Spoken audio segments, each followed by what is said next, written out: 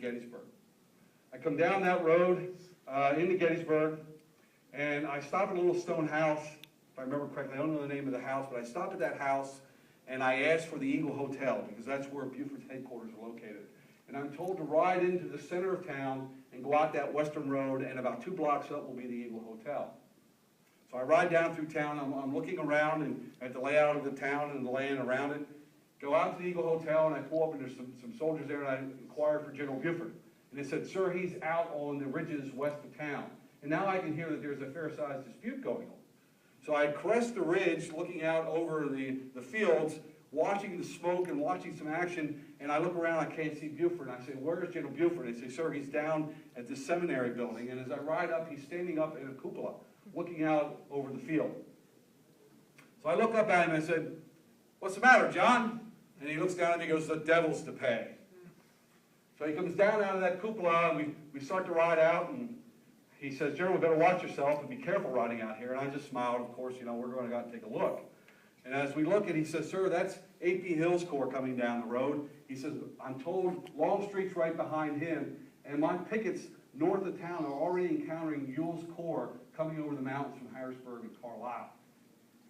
I say, "John, can you hold?"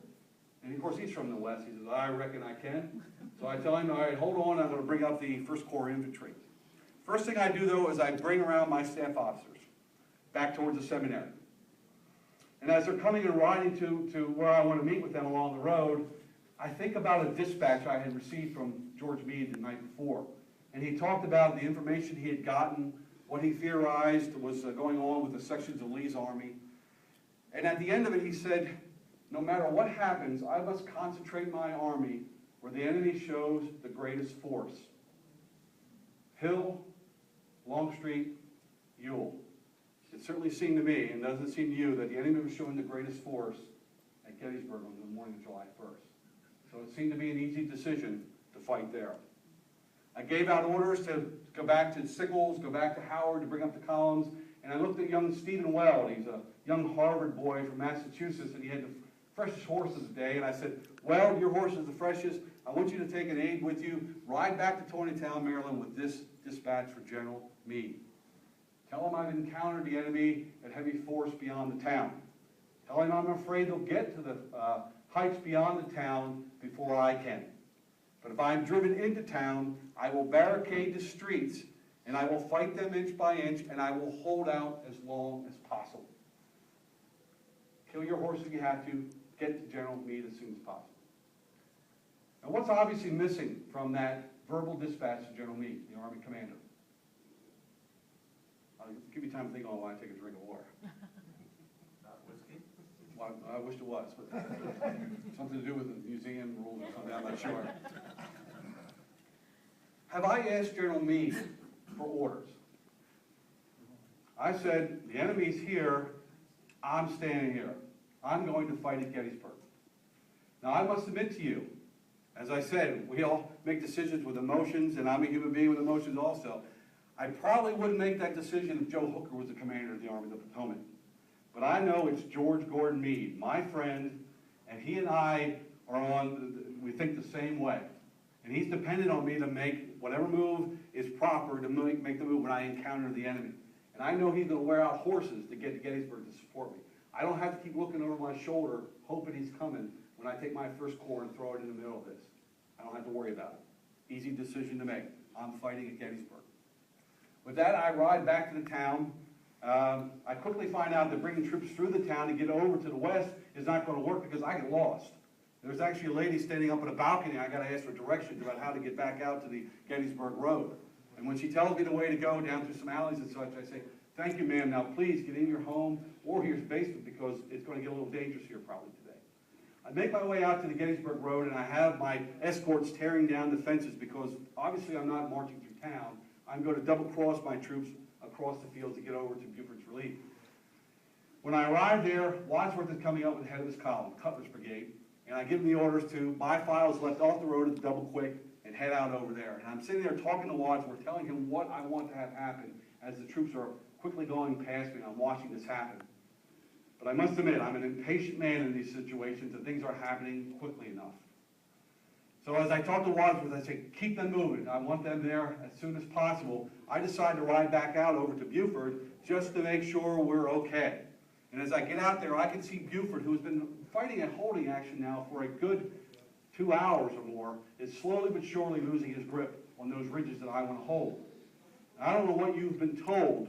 I don't know what you've read, but you're hearing it from me today, that I planned on holding that end of town, those ridges.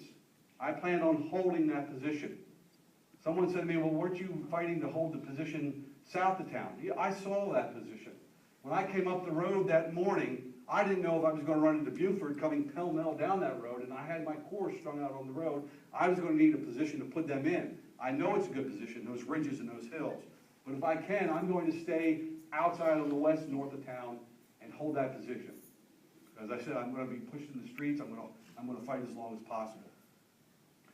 So as I'm riding back to Buford, I can see Cutler coming up. I discussed some situation with Cutler, and he takes 3 of his regiments, puts them north of that Cashtown Road, straddling what appears to be a railroad cut that's unfinished, and then 2 regiments south of the road, anchoring on a stretch of woods that I know that I'm going to need to hold. I don't have enough troops, but I need to hold that position. I also can see on my right flank a very prominent hill that if the Confederates get on there, I'm not going to be able to hold anything. But I don't have enough troops to get to there yet. But slowly but surely, I'm going to build a position here. And that was my plan. And as I'm sitting along the road, I can see Buford's horse artillery, a young man named Caleb, I believe, Lieutenant Caleb. His men have been firing all morning, and they're exhausted, almost out of ammunition. I know right behind Cutler is Hall's 2nd Maine Battery. And I sent a dispatch rider back saying, tell Hall to come up to me and report to me by this barn up here, and tell him to bring his battery at a trot. He comes up, and I tell him where to place his guns. Now, I don't know, he may have been a little piqued by that, because he knows what to do, and I'm an old artillerist, so I have a tendency to direct guns when I shouldn't do it, but that's what I do. And I told him, I need you to keep firing and keep the attention of the Confederate artillery so they don't rain shell down on my regiments coming up and just to make them disintegrate. He starts to do that job, and as I'm riding down along towards those woods, watching the Confederates, I can see they outflank my left considerably.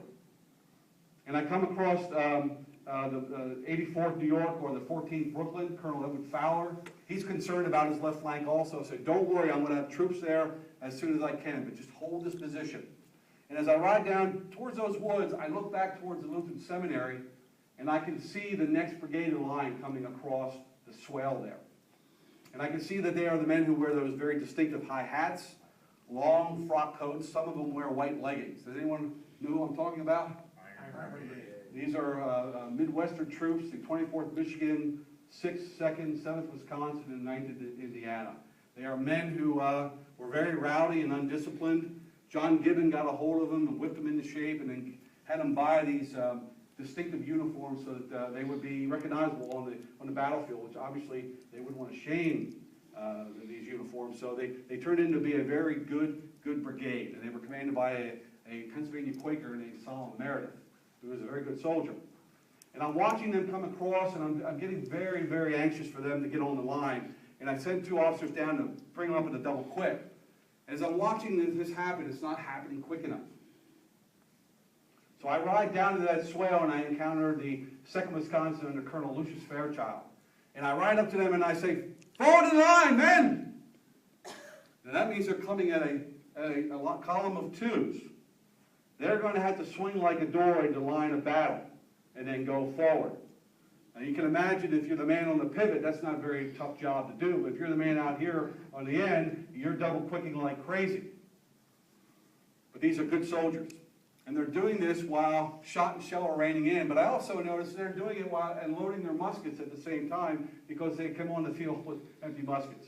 Wasn't happy about that, but they were up to the task. And as they crested that ridge, I yelled to them, "Forward in those woods and drive those fellows out of that. Forward, for God's sakes, forward!"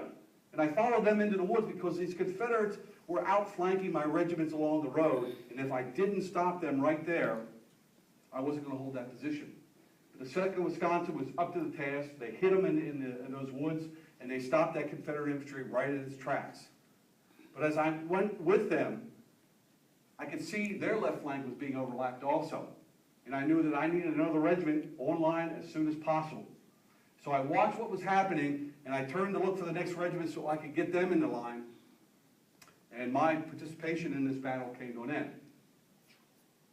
I had been on the battlefield, some have said 60 minutes, 90 minutes, I'm not quite sure. It really wasn't important to me, as you can imagine.